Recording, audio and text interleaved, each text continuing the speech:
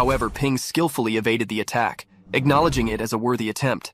When the enemy swung his sword at Ping, Ping countered it and unleashed his ultimate move, Violent Bloodblade, 5 Flash, effectively defeating and killing the enemy. As night fell, the general announced to the students about the base score for the previous night, which was 100 points. He deducted 10 points from all the students of the School of Tactics and Strategy and 5 points from the other universities. Ping's team's female member also woke up upon hearing the announcement. Furthermore, the general announced rewards: 15 points to Xiong and Ding, 30 points to Lei, and 80 points to Ping. The strategy-making team's captain gathered the other captains and powerful members once again, acknowledging their previous optimism regarding the raid. They decided to discuss their next move. Xiong informed them that the evil sect was already aware of their presence, so they couldn't afford to act as if they were invisible any longer. He proposed launching an immediate attack on Boulder Village. Ping agreed with Xiong's proposal, recognizing that delaying any further would only give the enemy an opportunity to plan an ambush. With the village 15 kilometers away from their base and all the cars driven away by the army, the team faced the challenge of transportation. Xiong revealed that the military had removed the vehicles to force them to experience battle, leaving traveling on foot as the only option. Xiaoman expressed anger towards Ping for not informing them about the raid from the previous night. She lamented that her planned assessment score of 85 points had been affected by the deduction, anticipating a reprimand upon returning to the university. In response, Ping jokingly advised Shi to eliminate a few more heretics to avoid being scolded. However, Shi understood the seriousness of the situation and stopped contemplating such actions. Suddenly, a boulder fell near one of the students who was walking, creating a tense atmosphere. Despite the unexpected raid by the enemy, Ping's team displayed remarkable bravery, swiftly eliminating all of them to the enemy's surprise. Xiong, eager to hear about the situation, was informed by Ping that 2 of the enemy had managed to escape, but the rest were eliminated. He then inquired about Xiong's condition, a testament to their unwavering camaraderie. Xiong went silent for a moment, and Ping noticed the somber atmosphere. It became apparent that 2 of their team members had lost their lives, and 9 others were seriously injured. Ping expressed concern that their losses were too great, especially considering they hadn't even reached the village yet. Fear threatened to paralyze the team in the wake of the casualties, but Xiong's rallying words cut through the tension, offering a glimmer of hope. He advised them to regroup and discuss a new strategy plan, a testament to his leadership and the team's resilience. The captain of the strategy team proposed immediately surrounding and attacking the village, a bold move that could turn the tide of the battle. Xiong enthusiastically embraced the proposal, recognizing that the team still possessed energy and could continue fighting the enemy. However, he acknowledged the risk of becoming drained if they continued in the same manner. Ping speculated that changing the fighting style might be the purpose of the test. He believed that in dangerous situations, constantly adjusting the strategy was essential, and those who adapted would survive while the weak would be eliminated. The team unanimously agreed on the proposal. Ping suggested dividing into 3 teams to attack from different directions, as there was a mountain at the backside of the village. McMao and Chamao formed 2 teams, while 3 Nanjing universities combined to form a 3rd team. Each team consisted of 10 members, comprising the strongest rank 3 and rank 2 martial artists. The remaining members would serve as reserve forces, positioned on the sidelines. Depending on the circumstances, they could provide support or retreat as needed. As they implemented the plan and surrounded the village from all 3 sides, they received the signal to charge. However, as they ran toward the village, Ping spotted an old man who suddenly yelled, "Kill!" This unexpected signal prompted some martial artists and even children, armed with weapons, to attack Ping's team. Xiong also informed them that a group of old men and children had rushed out from the right side of the village, and it became clear that all the teams were facing the same type of attack. Just as one of the children was about to attack Ping, the child recognized Yuan, but Ding's shout caught Ping's attention. Ding asked Ping what they should do in the face of this unexpected assault. The strategy team's captain, with a lightning-fast command, ordered everyone to swiftly incapacitate the children and deliver them to the army for immediate handling. The adults associated with the evil sect martial artists were to be dealt with in a manner befitting their crimes. All team members unanimously agreed on this decisive plan without a moment's hesitation. Ping, a master of strategy, followed the orders with precision. He swiftly incapacitated the child he was facing, then with a calculated gesture, instructed his team to subdue the remaining children while eliminating the adult attackers.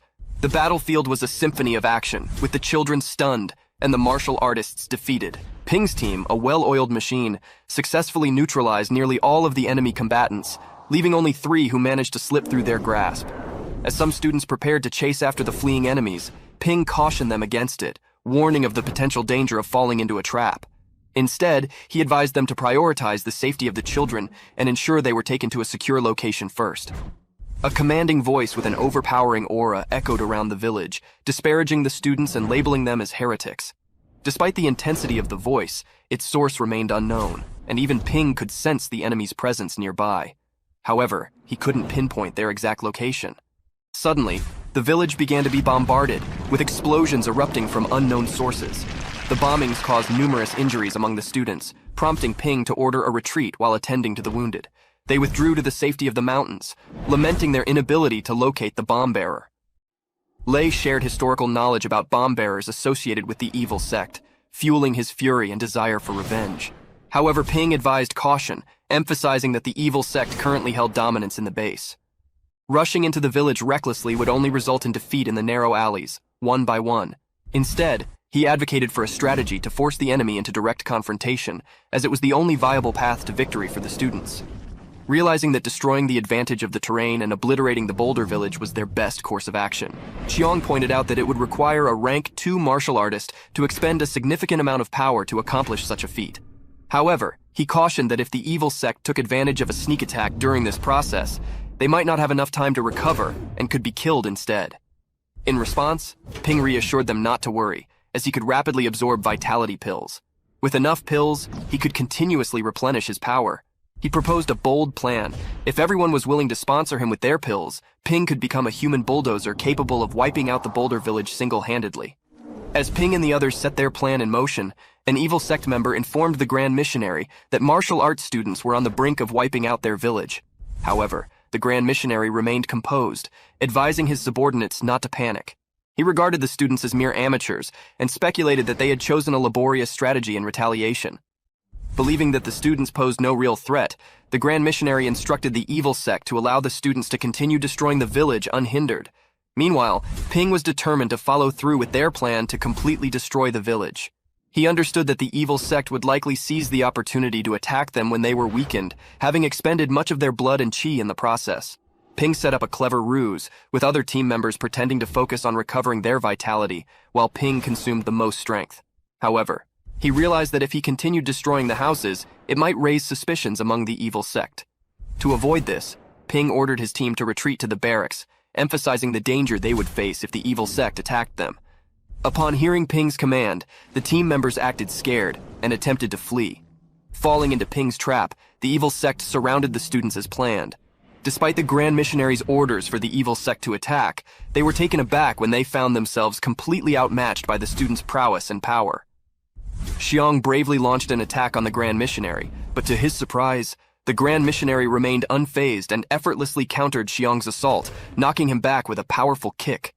Recognizing the formidable strength of the Grand Missionary, Xiong urgently called for assistance. As it became apparent to Ping that the Grand Missionary was a peak-ranked 3 martial artist, equivalent to Qin's rank, Ping and the other rank 2 students swiftly surrounded the Grand Missionary, ready to attack him. However, despite their combined efforts, the Grand Missionary remained bold. Their attacks proved futile as the Grand Missionary effortlessly dodged and countered each strike with ease. Even Ping's puncture kick infused with blood and chi failed to make an impact against the Grand Missionary's formidable defense. In a single punch, the Grand Missionary caused Zhang to cough up blood, though Zhang remained determined to continue fighting. He urged the other students to keep the Grand Missionary occupied while he sought to create an opportunity for their victory. As Ping and the other students engaged the Grand Missionary, Zhang seized the opportunity to execute his ultimate move. However, he missed his aim, and instead of striking the Grand Missionary's head, Zhang's attack landed on his back, causing no damage at all. In response, the Grand Missionary easily countered, delivering a powerful blow that caused Zhang to cough up blood. Bravely, Xiong and the other students pressed on, launching a barrage of attacks against the Grand Missionary. To their surprise, he effortlessly dodged and countered each strike with precision. Seizing a sword from one of the students, the Grand Missionary injured 2 of the students before turning his attention to Ping. With lightning speed, the Grand Missionary aimed the sword and indulged with a powerful kick at Ping, who barely managed to evade the attack in the nick of time. Xiong artfully recognized the Grand Missionary's strategy of deliberately wearing down students' vitality. As a peak rank 3 martial artist, the Grand Missionary possessed an extraordinary vitality of over 1,000 points. His body had been honed to near perfection, making him formidable and close to invincible. Despite this, The Grand Missionary relied on his strong physique to exhaust the students' vitality, even though his arbitrary attacks were on par with their ultimate killer moves. Meanwhile, other students found themselves locked in fierce battles with another rank 3 peak martial artist, struggling to hold their ground. Recognizing the need for assistance, they called out to their fellow students for support in facing this formidable opponent. In the midst of the dire situation, it became apparent that allowing a single peak rank 3 martial artist to control their 6 rank 3 counterparts would inevitably lead to their demise. Understanding the urgency of the situation, Ping surprised everyone by proposing a bold strategy. He would take on the Grand Missionary alone, while the other students focused their efforts on fighting the other rank 3 peak martial artists. The Grand Missionary, amused by Ping's bold audacity, mocked him for being just a middle-staged rank 3 martial artist with only 600 vitality points. He pointed out that the peak rank 3 martial artist's vitality was 2 to 3 times higher than that of middle-stage rank 3 martial artists, giving the Grand Missionary a significant advantage in battle. With his superior strength, the Grand Missionary believed he could easily defeat at least 6 or 7 middle-stage rank 3 martial artists if the fight dragged on. Ping launched his attack on the Grand Missionary with his ultimate move, the Violent Blood Blade, while Xiong and the others rushed to engage the other rank 3 peak martial artists. The battle was intense, and Ping found himself struggling against the overwhelming strength of the Grand Missionary. Despite the big difference in power between them, Ping knew he had to push himself to the limit. Ping continued using his ultimate move, surprising the Grand Missionary. Despite the strain of using his ultimate move multiple times, Ping continued to fight on, refusing to back down. The Grand Missionary, recognizing Ping's exceptional talent and realizing that he posed a significant threat, made the decision to target Ping specifically. He believed that eliminating Ping would be more beneficial than facing the risk of Ping defeating dozens of rank 2 and rank 3 martial artists. As the Grand Missionary launched his attack, Ping dodged it while continuously replenishing his vitality. Seizing the opportunity, Ping attacked with his Violent Blood Penta-hit technique, striking the Grand Missionary with a barrage of powerful blows. However, the attack only resulted in minor injuries to the Grand Missionary's arm. Without pause, Ping closed the distance between them and unleashed another series of strikes with his Violent Blood triple-hit technique. Despite his efforts, Ping found himself facing the Grand Missionary's formidable resilience. The Grand Missionary's body proved incredibly resistant, causing Ping to worry deeply about the escalating cost of his attacks. Each strike cost Ping a significant amount of money, and he had already spent a considerable sum in the course of the battle. As the cost of his attacks skyrocketed, Ping felt the strain on his body reaching its limits. Sensing an opening, the Grand Missionary seized the opportunity to launch a counterattack. However, Ping managed to exploit the momentary distraction, delivering a kick to the Grand Missionary. Yet, the Grand Missionary quickly retaliated with a powerful punch, followed by a low kick aimed at Ping. Despite the resilience of his opponent, Ping remained determined to continue the fight. However, the realization dawned on him that the high costs of the battle were becoming unsustainable. Having already spent over $5 million and with his alloy combat boots damaged, Ping understood that even if he were to defeat the enemy, the victory would come at a big loss. With the situation growing increasingly dire, Ping made the difficult decision to carry on the fight, hoping to buy time for Xiong and the others to eliminate the middle-stage rank 3 martial artists. It was a strategic gamble, but one that Ping felt compelled to take in the face of overwhelming odds. As the battle raged on, the Grand Missionary offered a rare compliment to Ping, acknowledging his skill and potential. However, he grimly remarked that despite Ping's prowess, his martial arts journey would come to an end at the hands of the Grand Missionary.